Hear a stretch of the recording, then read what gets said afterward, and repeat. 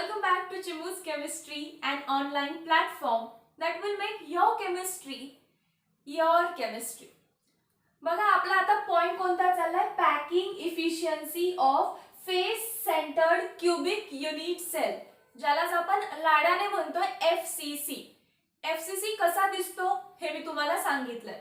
परत एकदा एकत्र इमॅजिन करूया. मग आपण ज्या रूम मध्ये बसलोय तिला क्यूब इमॅजिन करायची. सेंटर मध्ये आपण बसलोय, कॉर्नर 8 आहेत की नाही, वरचे 4 1 2 3 4, खालचे 4 5 6 7 8, 8 कॉर्नरला 8 ॲटम, 1 2 3 4 5 6 7 8. आणि उरलेले 6 कुठे ठेवताय, फेसच्या मध्ये. फेस किती आहेत, 6 फेसेस. कोणते कोणते सांगितले, समोरचा face, back face, left right या right left and up and down. 6 faces. कोणते कोणते आहेत लक्षात आलं. 4 भिंती तर असणार आहेत, right left front back. So front side ही जर पकडली तुम्ही तर हा फ्रंट आहे, हा बॅक आहे. हे राइट पकडलं तर हे लेफ्ट आहे, हे अप अँड हे डाऊन. म्हणून पहिलाच पॉइंट आपण काढूया, value of Z. What is Z, number of atoms per unit cell. Per unit cell ज्याला कशाने डिनोट करतेय, टेक्स्टबुक मध्ये एन दिलंय, पण मी म्हणतेय तुम्ही झेडनी करा.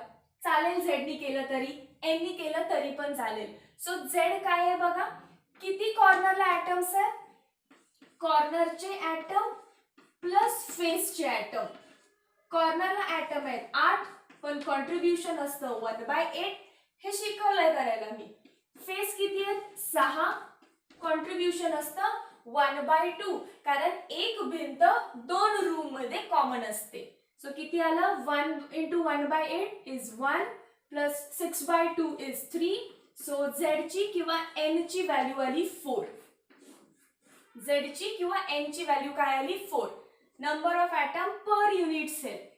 या युनिट सेल मध्ये किती ॲटम दिसतात, दिसताना भले ते 8 + 6 आहेत, 8 कॉर्नरचे आणि 6 फेसचे, बट टोटल नंबर आपल्याला विचारला तर आपण किती म्हणतो, 4. मग फर्स्ट पॉइंट काय काढायचा असतो, 4 पॉइंट शिकतो आपण. First is radius of sphere किंवा ॲटम, सेकंड असणार आहे व्हॉल्यूम ऑफ स्पियर, थर्ड असणार आहे total volume of particle and fourth असणार आहे पॅकिंग इफिशियन्सी. मग पहिला पॉइंट मी लिहिलाय, रेडियस ऑफ स्पियर किंवा ॲटम, किंवा मी काय म्हणते direct, relation between A and R काढायचे तुम्हाला. ए अँड आर काढूया. चला, जसं बॉडी डायगोनल तुम्ही काढलेली BCC साठी बॉडी डायगोनल, सिमिलर वे मध्ये FCC असेल तर आपण कशाचा अभ्यास करणार, फेस डायगोनलचा. फेस डायगोनलचा. आता तुम्हाला आवडणारा कोणताही एक फेस घ्या, कोणताही एक फेस कन्सिडर करा. समजा मी हा समोरचा घेतला, हा समोरचा फेस मी घेते जो आपल्याकडे.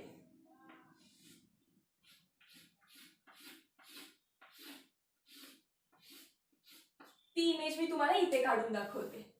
हा मी समोरचा फेस घेतलाय. या फेसवर कुठे कुठे ॲटम आहेत जरा बघा. कॉर्नरला आहे, 4 कॉर्नरला आहेत, या कॉर्नरला पण आहे, या कॉर्नरला पण आहे, या कॉर्नरला पण आहे, आणि या फेसच्या कुठे असतो, बरोबर मध्ये, तो कुठेतरी इथे.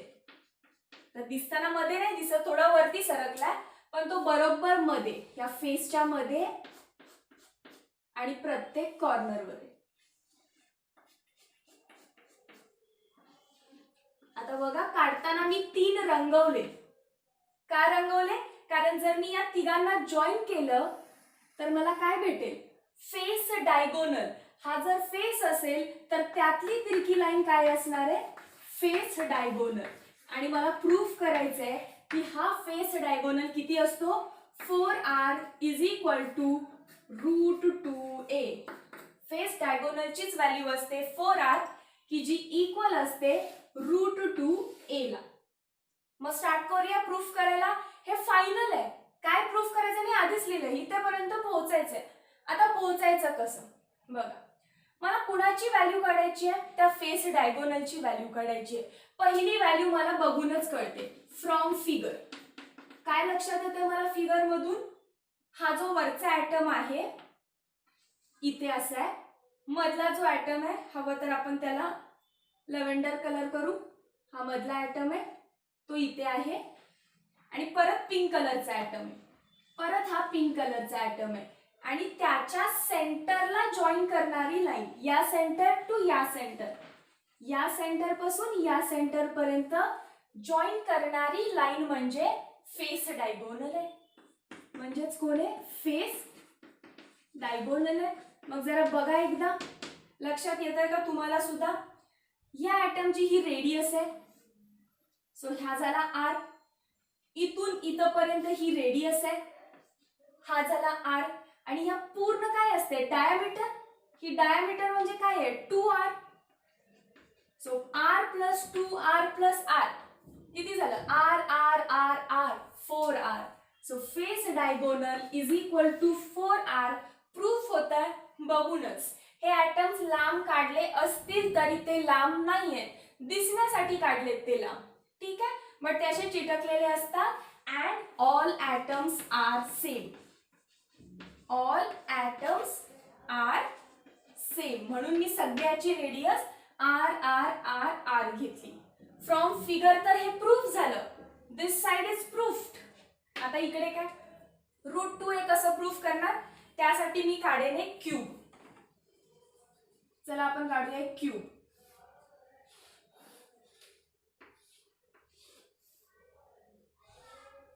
सगळ्यांना क्यूब तर काढताच येत असेल. आता प्रॉपरली क्यूब काढायचा, आणि ॲटम्स कुठले काढतीये बघा जरा मी, कॉर्नरचे अँड फेसच्या मध्ये. हे ॲटम दिसतात सगळ्यांना, पिंक कलर कॉर्नरचे ॲटम्स आहेत, फेसच्या मध्ये छोटे छोटे काढतीये, पण ते जवळ जवळ चिटकून आहेत, खाली right back side front side असं काहीतरी दिसत असतात. मी वरचा फेस कन्सिडर करतेय, छत, रूफ, ज्याला आपण काय म्हणतो रूफ, हा वाला. हा वाला फेस आहे, तर फेस डायगोनल कोणता असणार आहे, त्याच्या मधून जाणारी लाईन. सो ही फेस डायगोनल आहे, मला हिची व्हॅल्यू फाइंड करायची आहे, काय असणार आहे. त्यासाठी मी कोणत्या लाईन्स जॉईन करते बघा, ही एक एज अँड ही एक एज जॉईन करून टाका. तुम्ही कोणताही फेस घेऊ शकताय, दिसलं तुम्हाला. आणि तुम्हाला माहिती आहे दोन कॉर्नरला जॉईन करणाऱ्या लाईनला काय म्हणतात, एज, आणि ती किती असते, ए. दोन कॉर्नरला जॉईन करणाऱ्या लाईनला काय म्हणतात, एज, आणि ती किती असते, ए. मग बघा जर मी हिला नाव दिलं ए बी सी, तर हा एक राईट अँगल ट्रायंगल आहे, कारण क्यूबची बाजू आहे ही, क्यूबची साइड आहे ना, आणि sides of a cube, A B is a side of cube, BC is a side of cube. So AB is perpendicular to BC. म्हणून मी म्हणू शकते in right angle triangle ABC angle B is equal to 90 degree. Hence using Pythagoras theorem I can say that hypotenuse कौन है, AC square. AC square is equal to AB square plus BC square. बऱ्याच जणांना question पडेल की ma'am इथं हा 90 degree कुठे दिसतोय, हा कसं काय 90 डिग्री आहे. थोडंसं इमॅजिन करा, रूम मध्ये तुम्ही ज्या रूम मध्ये बसलाय त्याच्या दोन साइड कोणत्या पण घ्या, कुठल्याही दोन साइड घ्या, ही वरची कशी आहेत बघा, त्या कॉर्नरला 90 degree. Any two lines, any two edges of the cube are 90 degree. इथं जरी दिसत नसल्या तरी ठीक आहे, 3 डायमेन्शन रिप्रेझेंटेशन आहे तुम्हाला दाखवण्यासाठी. So AC square is nothing but AC is face diagonal. AC काय आहे डायग्राम मध्ये, फेस डायगोनल है ना, AC फेस डायगोनल. AB काय आहे, A स्क्वेअर प्लस BC काय आहे, A, आणि त्याचा स्क्वेअर म्हणजे ए स्क्वेअर. मग फेस डायगोनल काय आली 2a square 2a square face डायगोनलचा स्क्वेअर. ओके AC स्क्वेअर आहे म्हणजेच फेस डायगोनलचा square is equal to 2a square. लक्षात आलं ना. AC स्क्वेअरची व्हॅल्यू आहे 2a स्क्वेअर. इकडे लिहिते AC स्क्वेअरची व्हॅल्यू आहे 2a स्क्वेअर. त्यामुळे AC ची व्हॅल्यू येणार √2a and AC is nothing but face diagonal. Hence proved face diagonal is also equal to √2a. Equation number 2. आणि तिकडे आहे आपली equation number 1. So I can say from 1 and 2 face diagonal is equal to 4r is equal to √2a. Is that clear? He value आपल्याला लक्षातच ठेवायची आहे. 4r is equal to √2a for FCC. मग मला सांगा जर तुम्हाला यातून रेडियस r फाइंड करायला सांगितली तर येणार नाही का काढता. 4r is equal to √2a असेल. 4r is equal to √2a असेल तर r ची व्हॅल्यू काय आली √2a/4.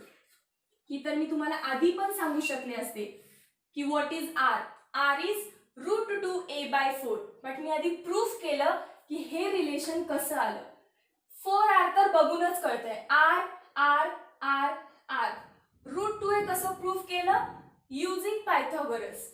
मग हे प्रूफ झाल्यामुळे मग सांगू शकले की r ची value for FCC is √2a/4. एकदा स्क्रीनशॉट करा. पॅकिंग इफिशियन्सी काढताना 4 पॉइंट शिकायचे आहेत. म्हणजे बोर्ड एक्झाम साठी तर हे 4 लिहावेच लागतील. फर्स्ट असेल radius of sphere or particle जो आपण आता काढला. जरी विसरला तुम्ही तर मी सांगितलंय कोणासाठी आहे FCC. सो FCC साठी रिलेशन असतं 4r is equal to √2a. So radius आत्ताच कशी काढली आपण r is equal to √2a/4. पहिला पॉइंट झाला. आता जेवढं शिकवलं तिथे फर्स्ट पॉइंट एंड. सेकंड आहे व्हॉल्यूम ऑफ अ स्पियर. स्पियरचा व्हॉल्यूम म्हणजे कशाचा एका स्पियरचा. किती असतो रे volume of one sphere 4/3 πr³. 4/3 πr³. But what is value of r. ती पुट करा इथे 4/3 इंटू पाय इंटू r ची व्हॅल्यू काय आहे √2a/4 चा क्यूब. सॉल्व करू शकताय. वरती करूया 4/3 इंटू पाय इंटू r³ करा.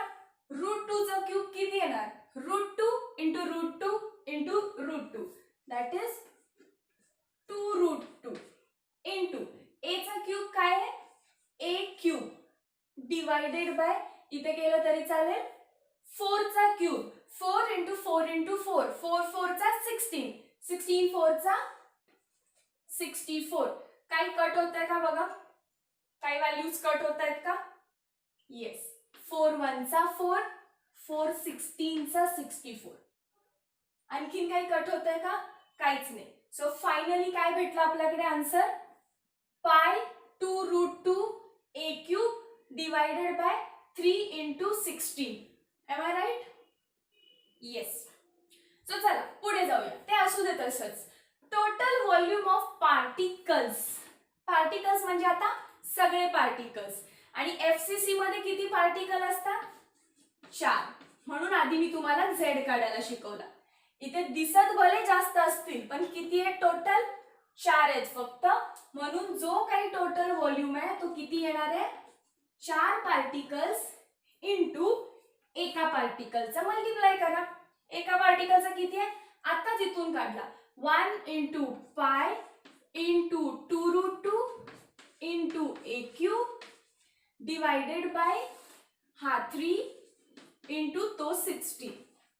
आता काय काय कट होतं का बघा, अजून कट होईल आता 4 1 4, 4 4 16 अँड हेन्स तुम्हाला आन्सर येईल पाय इंटू 2√2 इंटू a cube divided bye 4 3 12. What is this? This is total volume. हा व्हॉल्यूम होता 4/3 पाय आर क्यूब, त्यामध्ये आर ची व्हॅल्यू टाकली, ही फक्त एका स्पिअरची आहे, एका ॲटमची आहे. पण एफसीसी मध्ये 4 ॲटम असतात, सो 4 इंटू केल्यानंतर तुम्हाला टोटल आन्सर भेटेल, टोटल व्हॉल्यूम भेटेल. मग भेटला. पॅकिंग इफिशियन्सीचा फॉर्म्युला काय? Packing efficiency is equal to volume occupied by particles in unit cell. आता पार्टिकल्स म्हटलंय म्हणजे they are talking about total volume. So total volume लिहून घ्या वरती किती आहे, पाय इंटू 2√2 इंटू a क्यूब डिवाइडेड बाय 12. आणि याला होल डिवाइड कोण आहे? Whole divide by total volume of unit cell. Total volume of unit cell, पण माझा युनिट सेल तर मला क्यूब दिसतोय. So total volume of unit cell is nothing but total volume of cube. And what is volume of cube? It is a cube. It is a cube into 100. कारण packing efficiency नेहमी percentage मध्ये असते. So हे solve करूया आपण. बघा इथे a क्यूबला a cube cut होईल, a क्यूबला a क्यूब कट होईल, उरेल काय? अजून कट होईल. 2 1 2, 2 6 12. राहिलं काय फक्त? Check it out.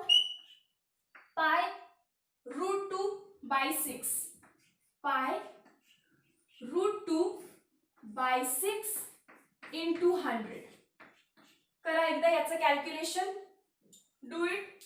पायची व्हॅल्यू असते 3.142 इंटू √2 ची व्हॅल्यू 1.414. लक्षात ठेवा, डिवाइडेड बाय 6. हे कॅल्क्युलेशन्स केल्यानंतर into 100 you will get 4%. So 74% झालं packing efficiency. Packing efficiency of FCC is 74%. आता बघा, तुम्हाला पॅकिंग इफिशियन्सी विचारलं तर 74 लिहायचंय. बट जर तुम्हाला पॅकिंग फ्रॅक्शन विचारलं, पॅकिंग फ्रॅक्शन कधीही 1 पेक्षा मोठा असूच शकत नाही. मग 74 पॉसिबल आहे का? बिलकुल नाही. त्याला 1 पेक्षा लहान करायचं असेल तर काय करेल? Divide by 100. 100 ने मल्टिप्लाय करायच्या आधी जे काय आन्सर होतं दॅट इज 0.74. त्याला पॉइंट मध्ये लिहायचं, तो झाला पॅकिंग फ्रॅक्शन. तुम्हाला अजून काय विचारू शकतात? वॉइड कसे काढायचे असतात? 100 minus packing efficiency that was 78. 100% आहे म्हणून मी मायनस करताना पण काय केलं? पर्सेंट मायनस केलं. 100 minus 74 you will get it 26%. So words किती आहेत? 26% रिकामी जागा आहे आणि ॲटम्स किती जागेत आहेत? 74% मध्ये ॲटम्स आहेत. क्लिअर झाला असेल पॉइंट? एकदा स्क्रीनशॉट करा याचा. ओके, मग बघा आता एकदा. तुम्ही एससीसी बघितलं, बीसीसी झाला, एफसीसी झाला. ठीक आहे. मग याच्यामध्ये पॉइंट्स, पॅकिंग इफिशियन्सीज. एससीसी शिकला तेव्हा पॅकिंग इफिशियन्सी होती 52.36 समथिंग, 36 या 4 काहीतरी, 52 पर्यंत करेक्ट आहे. हा पॉइंट तुम्ही बघून घ्या. बीसीसी साठी आपण बघितली 68%. एफसीसी साठी आता कॅल्क्युलेट केलं आपण 74%. क्वेश्चन विचारतात या तिन्ही पैकी सगळ्यात चांगला सॉलिड, सगळ्यात चांगला क्रिस्टल कोण आहे? ज्याच्यामध्ये सगळ्यात जास्त ॲटम्स, ती सगळ्यात चांगली सॉलिड किंवा तो सगळ्यात चांगला सॉलिड किंवा ती सगळ्यात चांगली क्रिस्टल असणार आहे. सो एफसीसी सगळ्यात चांगला सॉलिड असतो. Then BCC, then SCC. बरोबर आहे? ठीक आहे. चला, मग आज आपले इथं सगळे पॅकिंग फ्रॅक्शन संपले. किती सिस्टमॅटिक वेनी आपण गेलोय बघा. झेड इम्पॉर्टंट होता. सो आधी लॅपटॉप स्क्रीनवरती झेड कसं काढायचं, कोऑर्डिनेशन नंबर कसं काढायचं, ते सगळं शिकवत डेन्सिटीचा फॉर्म्युला आणि लास्टला पोहोचलो आपण पॅकिंग इफिशियन्सीकडे. आता नेक्स्ट लेक्चरमध्ये आपण पूर्ण चार्ट बनवू, BCC, FCC, SCC. तो चार्ट तुमच्या नोटबुकमध्ये पाहिजे, कारण नेक्स्ट जेव्हा आपण कॅल्क्युलेशन्स करू, जेव्हा आपण न्यूमरिकल सॉल्व्ह करू, त्या चार्टमध्ये व्हॅल्यू बघायची आणि फॉर्म्युला यूज करायचा. चला भेटू नेक्स्ट पार्टमध्ये. Thank you so much.